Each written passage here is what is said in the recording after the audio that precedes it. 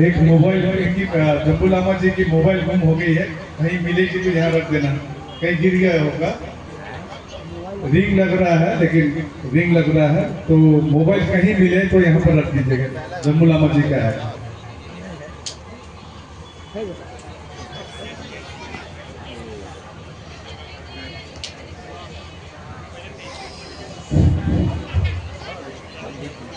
नमो बुद्धाय, नमो बुद्धाय। जय संविधान, जय भारत, जय भारत। सम्राट अशोक अमर रहे, सम्राट अशोक अमर रहे, बाबा साहेब अमर रहे।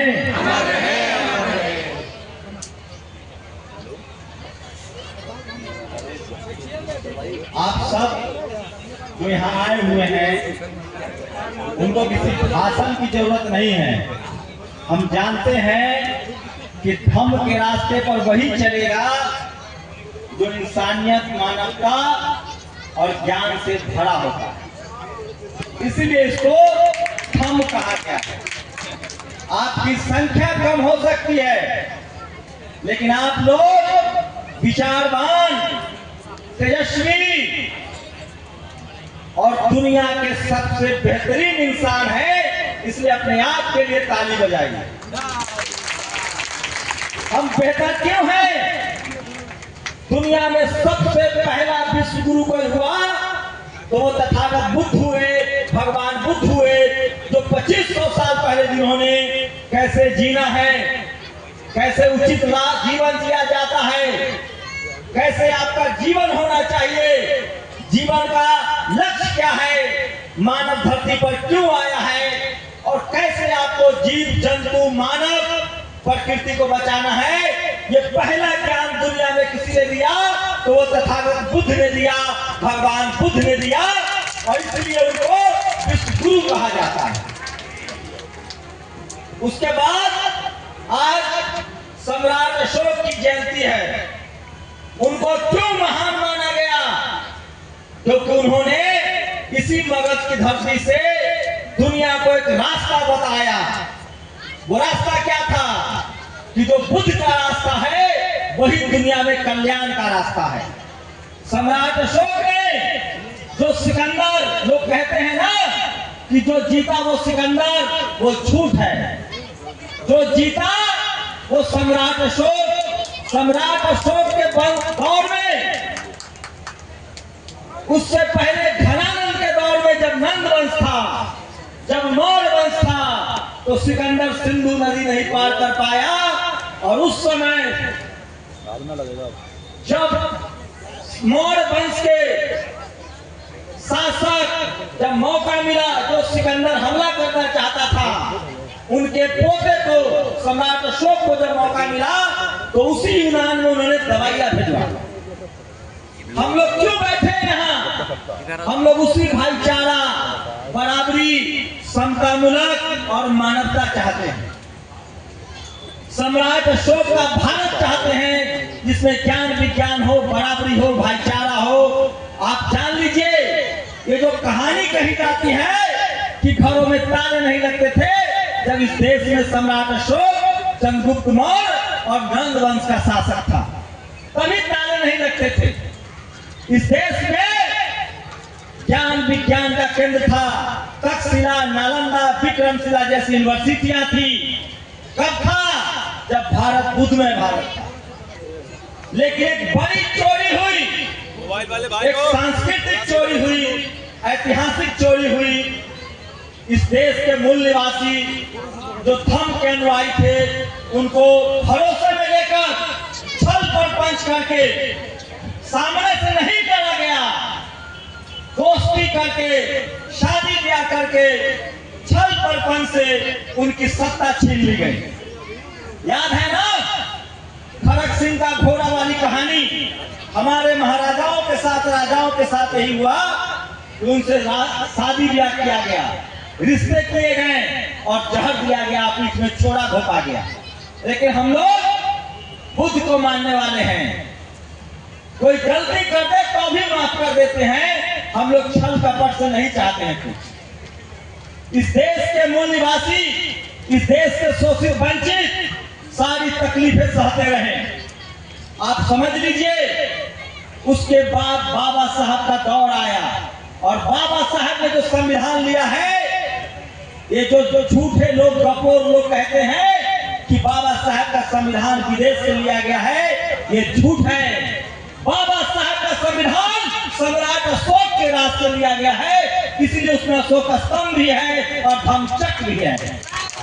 तो भारत का संविधान जो है, जो समतामूलक संविधान है, जो इक्वालिटी, फ्रेटर्निटी, समानता की बात करता है, वो सम्राट अशोक के राज्य से प्रेरित किया गया है।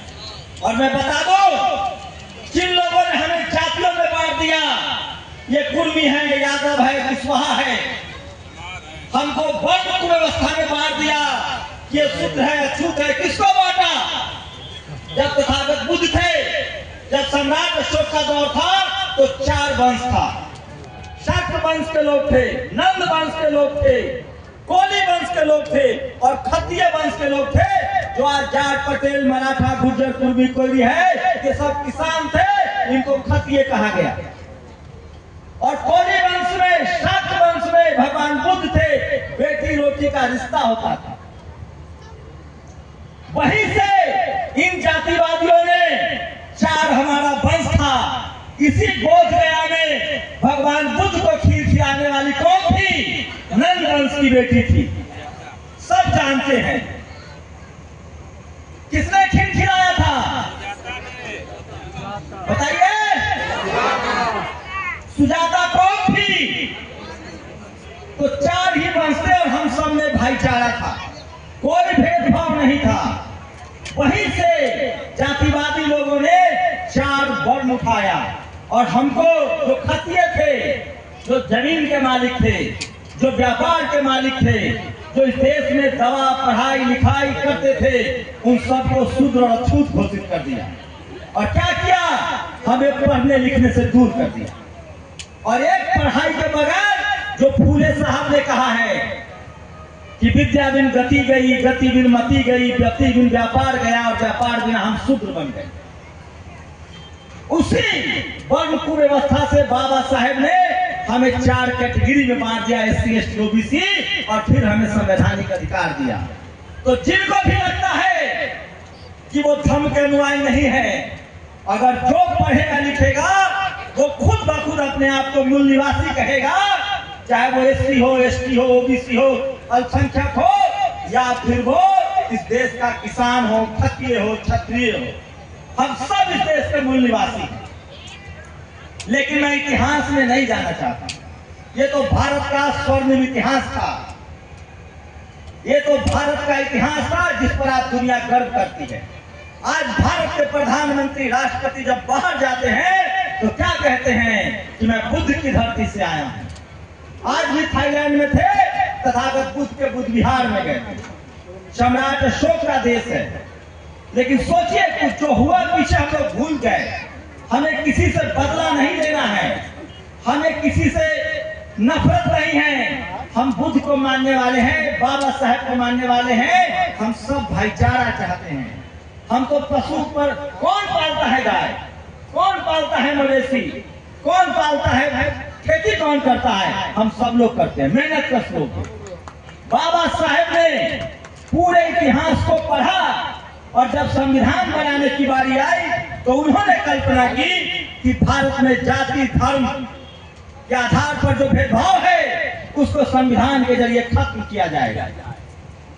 और उन्होंने कहा, भारत के संविधान में प्रावधान किया तो सबको अपनी पूजा और अर्चना की आजादी होगी, बस कोई किसी के भावनाओं को हर्ट नहीं करेगा। लेकिन क्या हो रहा है आज? जो इस देश के मूल निवासी हैं, जो इस देश की बहुसंख्यक आबादी है, वो आज अपनी उपासना को नहीं जान रहा है। आप बताइए, बहुत लोग हैं जो धर्म से उनको हिंदू कहा जा रहा है? क्या उनको पूजा उपासना की उपाधि है? आज जाति विशेष के लोग हिंदू हिंदू धर्म के मंदिरों पर कब्जा किए बैठे हैं। आप ट्रस्टी नहीं हो सकते हैं, पुजारी नहीं हो सकते हैं, फिर भी हमें कोई आपत्ति नहीं है। जिनको अपने आप को नीच जाति कहना है, शोषित रहना है, वो उस रास्ते पर चले। जिनको बराबरी का भक्त चाहिए, मान सम्मान चाहिए, दया करना में विश्वास रखते हैं, वो धर्म के रास्ते पर चलते हैं। लेकिन सोचिए, संविधान लागू है, उसके बाद भी हमें अपने उपासना स्थल के लिए धरना प्रदर्शन करना पड़ रहा है। और इसका रास्ता क्या है? बाबा साहब का संविधान में वो रास्ता है। कल जो वक्फ बोर्ड बिल आया है, वो इसलिए आया है, जब ये सवाल उठ रहा था कि जब मस्जिदों में इस्लाम मानने वाले हैं, जब गुरुद्वारों में गुरु नानक साहब को मानने वाले लोग हैं, जब मंदिरों में सिर्फ ब्राह्मण समाज के लोग हैं, तो हमारे बुद्ध विहार में दूसरा क्यों है? इसलिए सब नाटक चल रहा है। इसलिए ये सच है, जो मनुवादी व्यवस्था के लोग हैं, जो जातिवादी व्यवस्था बनाए रखना चाहते हैं, वो बारी बारी से डंडा चलाते हैं। पहले उन्होंने सिखों का नरसंहार किया, हम चुप रहे। 2000 साल से 1000 साल से जाति के नाम पर बारी बारी से SC ST OBC किसानों पर अत्याचार हो रहा है, हम चुप हैं। क्या जाटों को गोली नहीं मारी गई? वो अपना अधिकार मांग रहे थे। गुर्जरों को मारी गई, जाट गुर्जर पटेल मराठा मारा गया, SC ST OBC Kurmi Yadav Kushwaha के बच्चों का रोज अधिकार छीना जा रहा है।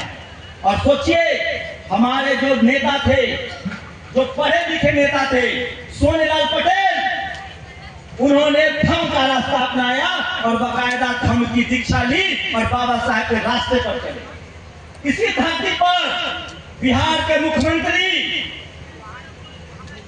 OBC कमीशन को बनाने वाले मंडल साहब जब मुख्यमंत्री बने, तो सबसे पहले यात्रा उन्होंने गया बौद्ध बिहार का किया। तो मैं कह रहा हूं, आज जो हमारे कुछ नेता हैं, उनको अपना इतिहास भूगोल नहीं पता है, क्योंकि वो अपने विरासत के दम पर संसद में आए हैं। अगर सड़क के दम पर आते तो वो अपना इतिहास भी जानते। लेकिन कुछ है जो संसद में भी आवाज उठा रहे हैं, कुछ है जो विधानसभा में भी आवाज उठा रहे हैं, और जो लोग भी इस राय में हमारी आवाज उठा रहे हैं, उन सबका स्वागत है। कल हमें किसी पार्टी से मतलब नहीं है। कल उपेंद्र कुशवाहा ने कहा है जो शाक्त वंश के हैं, मैं इसलिए कह रहा हूं, जब जड़ खोदा जाएगा तो हम सब शाक्त हैं, कोली है, खत्ती है और नंद वंश के लोग हैं, और हमारा धरती है ये। हम लोग बराबरी चाहते हैं। आज क्या हो रहा है? ये पीटीआई क्या आया, अगर हमारे नेता सचेत होते तो एक कब्जा हट जाता। लेकिन जो भाई साहब बोल के गए हैं, हमें राजनीतिक रूप से भी सचेत होना पड़ेगा और वोट का डर दिखाएंगे, तभी हम पर कार्रवाई करेंगे। इन्होंने, इनको लगता है कि ये बुद्धिस्ट हैं, ये इनके विरोध में हिंदू खड़ा हो जाएगा। कोई नहीं खड़ा होगा। 90% हिंदू जो है वो धर्म का अनुयायी है, वो बुद्ध को मानता है, फुले पेरियार अम्बेडकर को मानता है, वो कोई हमारे खिलाफ नहीं आएगा। चंद मुट्ठी भर लोग हैं जो जातिवाद और मनुवाद करते हैं। और जान लीजिए, सिर्फ ये हमारे बुद्ध विहार का मामला नहीं है, हमारे बच्चों के साथ ऐसे ही सोच के लोग स्कूल कॉलेज में भी भेदभाव करते हैं, नौकरियों में भेदभाव करते हैं, जाति के नाम पर गांव ग्राम में भेदभाव करते हैं। ये मुट्ठी भर मनुवादी हैं, और इनसे लड़ने का एक ही रास्ता है कि हम सब लोग संवैधानिक तरीके से अपनी बात को जब कहेंगे, बोलेंगे, लिखेंगे, तो हमें हमारा अधिकार भी मिलेगा और बुद्ध विहार भी बनेगा। हम लोग क्या चाहते हैं? जो भारत की पहचान है, बोध गया क्या है? भारत की पहचान है, दुनिया में पहचाना जाता है, उसकी पवित्रता का सवाल है, उसके सम्मान का सवाल है। बस इतनी सी बात है। हजारों मंदिर बन रहे हैं, हम कहाँ कह रहे हैं? आप बनाइए, लाखों बनाइए। जो हमारी विरासत है, जो हेरिटेज है, उसकी सुरक्षा की जिम्मेदारी करना इस देश का हर नागरिक का काम है। तो आप लोग जो कर रहे हैं, वो किसी धर्म के लिए सिर्फ नहीं लड़ रहे हैं, किसी विचार के लिए नहीं लड़ रहे हैं। आप भारत की पवित्रता, भारत की पहचान को फिर से स्थापित करने के लिए बैठे हुए हैं। ये काम बहुत ऐतिहासिक है। ये काम कायदे से इस देश के तमाम उन लोगों को करना चाहिए था जो भारत के संविधान में भरोसा करते हैं। ये काम संसद को करना चाहिए था, विधानसभा को करना चाहिए था, लेकिन मुझे लगता है कि वो लोग रास्ते से भटक गए। आप सोचिए ये काम क्यों जरूरी है। हमें हमारी आस्था का, उपासना का अधिकार संविधान देता है, और हमारा उपासना स्थल है जिनका भी है, 5 करोड़ हो चाहे 5 लाख हो, चाहे 5 हो चाहे 500 करोड़ हो, भारत का संविधान कहता है कि सबका अधिकार बराबर है, सबको बराबर का आस्था का अधिकार है। किसी के आस्था के साथ आप भेदभाव नहीं कर सकते हैं। तो हमारे विधि विहार में दूसरा क्यों है, ये बड़ा सवाल। आप आइए, जाइए, आप मानिए नहीं मानिए, लेकिन आप हमारी पवित्रता को, हमारी विद्धता को, हम लोग क्या लड़ रहे हैं, बुद्धिज्म क्या है, बुद्ध क्या थे, अंधविश्वास के खिलाफ थे, पाखंड के खिलाफ थे, गैर बराबरी के खिलाफ थे। और हमारे बुद्ध विहार में बैठ के आप पाखंड फैलाएंगे, आप जातिवाद फैलाएंगे, आप लोगों को गुमराह करेंगे, तो हमें उसका विरोध करना चाहिए। और सोचिए 3 महीने से आंदोलन चल रहा है। इस देश का 90% आबादी आपके आंदोलन से सहमत है, चाहे वो शक कुशवाहा हो, चाहे वो एससी समाज के लोग हो, एसटी हो, ओबीसी हो। लेकिन इस देश का मनुवादी मीडिया सोया हुआ है। क्यों? उसे लगता है कि हम नहीं बताएंगे तो देश नहीं जानेगा। मैं बता रहा हूं, इस आंदोलन को लंदन से, अमेरिका से लेकर पूरी दुनिया के धर्म के अनुयायी एकजुट हो रहे हैं। अब तो दौड़ गया, ये जो मोबाइल है यही क्रांति है। आपके विचार को, आपकी इस मेहनत को, आपके इस त्याग को पूरी दुनिया में देखा, पढ़ा और लिखा जा रहा है। कल प्रधानमंत्री से सवाल पूछा जाएगा कि आपके देश के, हम अल्पसंख्यक नहीं, हम बहुसंख्यक हैं। सोचिए, मैं आप लोगों से भी गुजारिश कर रहा हूं, हम लोग किसी धर्म के खिलाफ नहीं हैं, किसी जाति के खिलाफ नहीं हैं, हम लोग बराबरी के पक्षधर हैं और संविधान के साथ हैं। और हम चाहते हैं कि जो संविधान लागू होने से पहले बीटी एक्ट लागू हुआ था ना आकाश जी, 1950 में संविधान लागू हुआ, आप 1949 का लेकर हमारे माथे पर बैठे हुए हैं। थोड़ा तो दिल बड़ा दिखाइए। और ये होगा। और हम कोई राजपाट नहीं मांग रहे, सत्ता नहीं मांग रहे हैं, लेकिन एक बात आप लोग सचेत रहिए, अब लोकतंत्र का दौर है और लोकतंत्र में वोट के चोट से लोग सुधरेंगे। इसलिए आप लोगों से गुजारिश है कि आपका जो ये संवैधानिक अधिकार है, ये जो आपके आस्था का प्रश्न है, इसके लिए आप लोग संवैधानिक तरीके से सब लोग, जितने लोग इस अभी जलसे